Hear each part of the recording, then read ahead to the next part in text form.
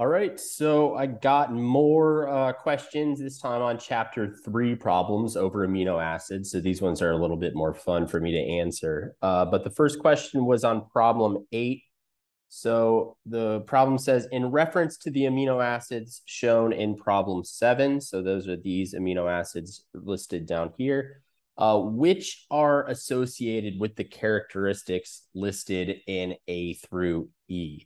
So we can go through that pretty quickly. So A is hydrophobic side chain. So which of these amino acids has a hydrophobic side chain? So A is proline. And so I categorize all these into different groups in the lectures. So if you're ever in doubt, please be able to reference that information or go through those lectures again. So this is proline, P-R-O-P. So its side chain is just made out of these amino acids here. So this is the alpha carbon right here, and this is the amino group. And this is the carboxylic acid group. And so proline is one of the most unique ones because it's the only one that actually has a covalent bond between its side chain and the amino group, actually right there. But the side chain is just made out of these hydrocarbons here. So it's actually a hydrophobic side chain. So I'll write down proline is one of those right there. So B is tyrosine, Tyr, tyrosine, and one letter code is Y. So it actually contains an alcohol group on the end. So that makes it slightly polar, even though it has this aromatic ring right here. So that it does not have a hydrophobic side chain, even though part of the side chain is hydrophobic, part of it's polar. So it wouldn't be considered hydrophobic. This one right here is leucine, Leu. An L. Yeah, that's not isoleucine. That one is at a different position. And so I'm fairly certain. And it just has hydrocarbons here. So that means it does indeed have a hydrophobic side chain. So let's write LEU. And this one right here is lysine. Lysine, Lysk. And so you can see that it has this charged amino group. So this part of the chain is actually hydrophobic, but because it has the charged amino group at pH of 7, it's a basic amino acid. It's positively charged, so it does not have a hydrophobic side chain. So this does answer number B though. So a basic side chain, so that is lysine. So it has a basic side chain because this amino group here can accept that proton, making it positively charged. So lysine has a basic side chain. None of the other ones listed on here have a basic side chain. The only other ones that can have a basic or positively charged side chain is arginine and histidine. 3 ionizable groups. So number C. So 3 ionizable groups. So if we look over here at proline, it has an ionizable amino group and an ionizable carboxylic acid group, but its side chain is not ionizable. It doesn't have a chemical group that can be positively or negatively charged. Tyrosine actually, it does have an ionizable side group. So it has the amino group, it has the carboxylic acid group, and this OH group can actually, at certain pHs, be O negative. So tyrosine, TYR, does have an ionizable side chain. And we'll talk a little bit more about this in another question in just a second. Leucine is a hydrophobic group. So it has the amino group and carboxylic acid group, of course, but all the side chain is just made of hydrocarbons, and that's not ionizable. Those carbons aren't going to lose those hydrogen groups or gain one and be positively charged. Lysine, of course, is positively charged at pH 7, so it can gain or lose a hydrogen. So it'll be with an NH2. And so lysine also has an ionizable side group. A pKa of approximately 10 in proteins. That is lysine. So I'm skipping forward. This also has to do with those ionizable side groups. So lysine, the pKa of its side chain, we'll come back to this, is around 10. Tyrosine also, although it's a little bit higher, its pKa is also about 10 for its side chain. So for that one, sorry, let's skip back. We'll come back to that. It's the same, TYR and lysine, I believe. And then the last one, a modified form of phenylalanine. So that is tyrosine as well. So you can see tyrosine has a methyl group, an aromatic phenyl group, and this OH group. So phenylalanine,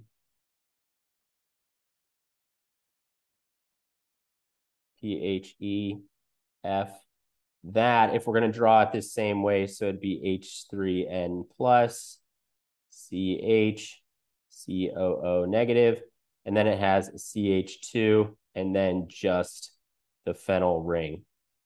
So if you add an OH group to here, you get tyrosine. So that's so tyrosine is a modified form of phenylalanine. You actually ingest phenylalanine and your body can convert phenylalanine into tyrosine. Okay, the next one is problem number 10. So solubility. So in each of the following pairs of amino acids, identify which amino acid would be most soluble in water. So for this, soluble basically means charged or polar.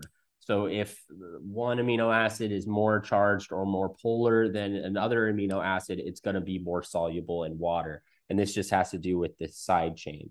So for the first one, alanine and leucine. So alanine, let's draw that out, NH3 plus, C, H, and then COO negative. And then its side group is just one methyl group.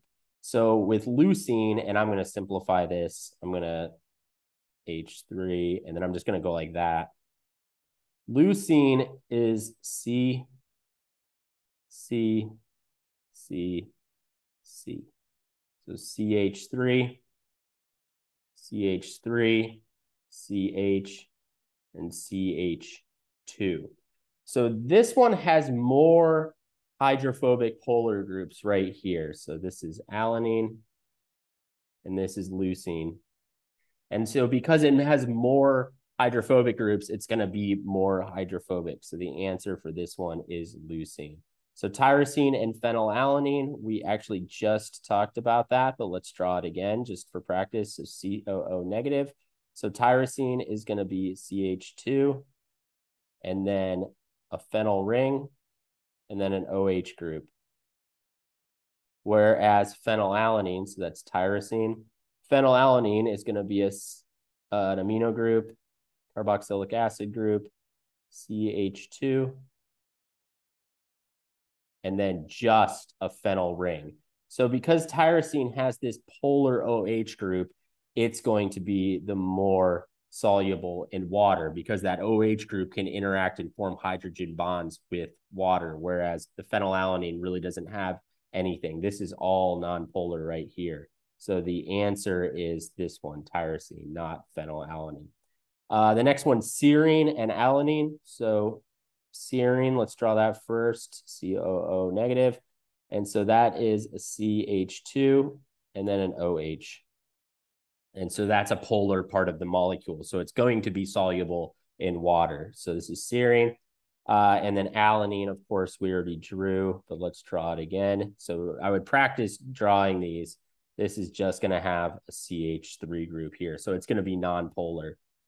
So the answer is going to be serine. That's going to be more soluble in water. And then lastly, we have tryptophan and histidine, both of which are hard for me to, I sort of forget what they look like, but I have a general sense.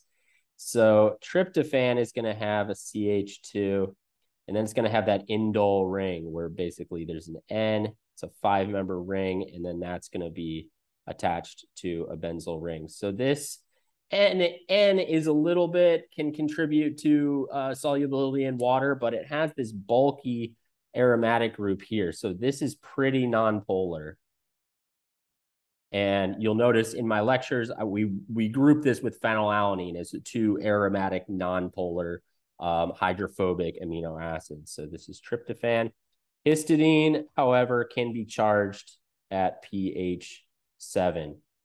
And so histidine, CH2, and then it just has this ring that has two N groups, and then one of them is positively charged. I forget which. So this is a very polar and charged, or it can be charged at pH 7, histidine.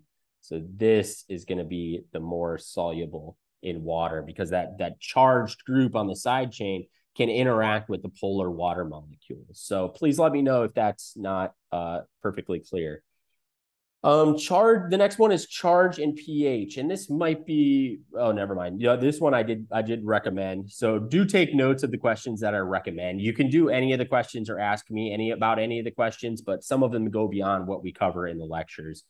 So problem 11 is charge and pH. So what is the net charge on the amino acid glycine at pH 7 and at pH 12? So to do this, you could basically look at the ionizable groups on all the on these amino acids. So for glycine, we have the alpha carbon, and that's going to have the amino group, NH3 plus, and so we're going to fully protonate this molecule. So COOH, and then there'll be an H, and then there'll be an H. So this would be at something, so the pKa of this carboxylic acid group right here is 2.72. So at like pH of 1, this is going to be the dominant form right here, and it has a net charge equal to 0. And so that can be deionized to give you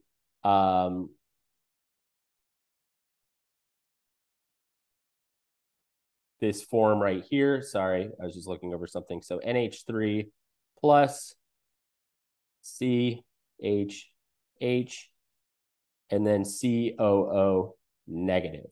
So this carboxylic acid group, we said that the pKa is 2.72. So at 2.72, pKa of 1 equals 2.72. So at the pH of 2.72, this species here and this species here are going to be present in equal concentration. So that's why we went over the Henderson-Hasselbalch equation. So below pH 2.72, this is going to be the dominant species, and above pH 2.72, this is going to be the dominant species, the deprotonated form. It's going to start losing those protons above pH 2.72. So the net charge, oh, I'm sorry, this net charge here is +1. The net charge on this one, because we have one positive and one negative, it's going to equal 0. And then we have one more ionizable group, and that's the amino group. So the next pKa, pKa2, is going to be for the amino group at pH 9.60. And so above pH 9.60, that amino group is going to start getting deprotonated, and you're going to have H2N, COO negative, and then H, and then H for glycine. And so this is going to have a net charge equal to -1. So at pH 7, the net charge is going to be 0 because pH 7 lies between pH 9.6 and 2.72. At pH 12, the net charge is going to be -1 because pH 12 lies above the pH of 9.60. So please take some time and see if that sort of makes sense to you. I also like to think of when things are getting protonated or deprotonated, to think of bring it back to pH. You know that lower pH, there's more protons in solution that can protonate the amino acid. At high pH, there's less protons in the solution, so things are going to become deprotonated.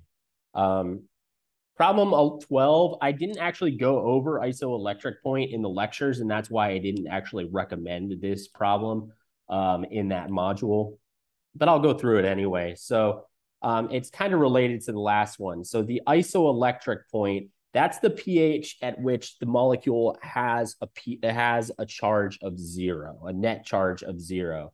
So it has no net charge. So the amino acid glycine has 2 ionizable groups. It has that carboxylic acid group and the amino group. And so what's the isoelectric point of glycine? So I already sort of drew this out. So we've got NH3 plus CH. So you just kind of have to go through the protonated and the deprotonated forms. So H. So charge equals +1 above pKa1 of 2.72. You start losing those protons. You'll lose the protons from the carboxylic acid group. So we got H3N plus CHH COO negative. And so charge equals 0. And then the next pKa is at pKa2 is at 9.60. And so H2N, so no charge on that because it's been deprotonated above pH of 9.60. CH COO negative. So charge equals 0, or I'm sorry, equals -1. So how do you figure out the pH when the charge is actually going to be 0, when pretty much everything is going to be in this Zwitter ionic form? Well, that's actually really easy. So the PI equals pKa1 plus pKa2 divided by 2. So the PI will actually equal 2.72 plus 9.60 divided by 2, which equals, I'm not going to run get my calculator. You can do the math on that. So that's how you figure out the PI. So this becomes more complicated when the side chains are ionizable. But to do that, you really could just draw all the different protonated and deprotonated forms out. You'd start having things like +2 charges if the side chain is a positive charge.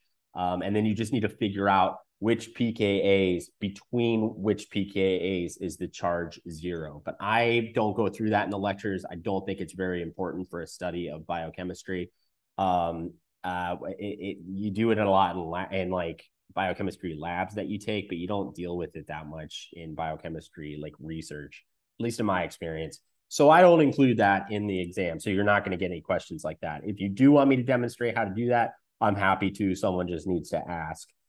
So the next one is problem 16. So getting a charge out of it. Which amino acid side chains are capable of ionization? Now I put this table. So this question is easily answered because there's this table here showing the typical pKa's of each of the side chains of the ionizable amino acids. So the terminal alpha carboxyl group, that pKa is 3.1. That's not a side chain though. That's the carboxylic acid group on the attached to the alpha carbon. So aspartic acid and glutamic acid, so D and E, is it a 1-letter code? Those both have ionizable side chains because they have the carboxylic acid group here. So ASP is H3N, CHCOO, and then it has CH2 and then COO negative. So that's ionizable because this O can actually exist as an OH. So the pKa, though, is at 4.1. So this form, the ionized negatively charged form, is going to be most predominant at pH 7.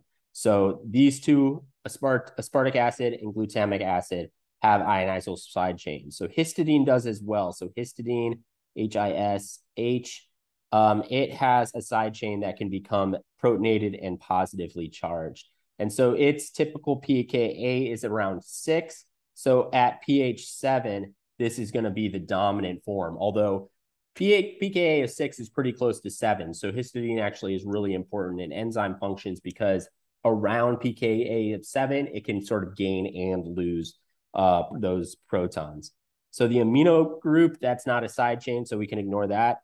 Cysteine, that can become ionized. This has this thiol group, this SH group. That proton can be lost, giving you S negative. And so it is, but the pKa of that is 8.3. So this is the dominant species at at pH 7. Lysine can also be ionized. So this amino group at the terminus of its side chain can either gain or lose that electron, but its pKa is 10.8. So at pH 7, this is going to be the dominant group. Tyrosine also, I don't have serine on here, but serine also can have an ionizable side chain. Same with threonine, but I'm not sure what their pKa's are. And so tyrosine can lose that OH group, but this is going to be the dominant form at pH 7. And then arginine also. So this will carry a positive charge right here, even though it's not listed. It has a pKa of 12, and so it can also be ionizable. Asparagine and glutamine could also be ionizable, but again, their pKa is going to be too high, so they're not going to be ionized at pH 7. So an important feature to remember is that positively charged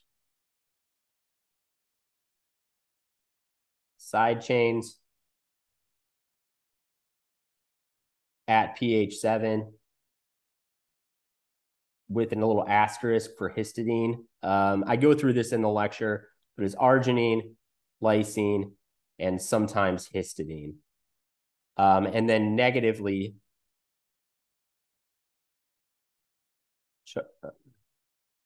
charged side chains,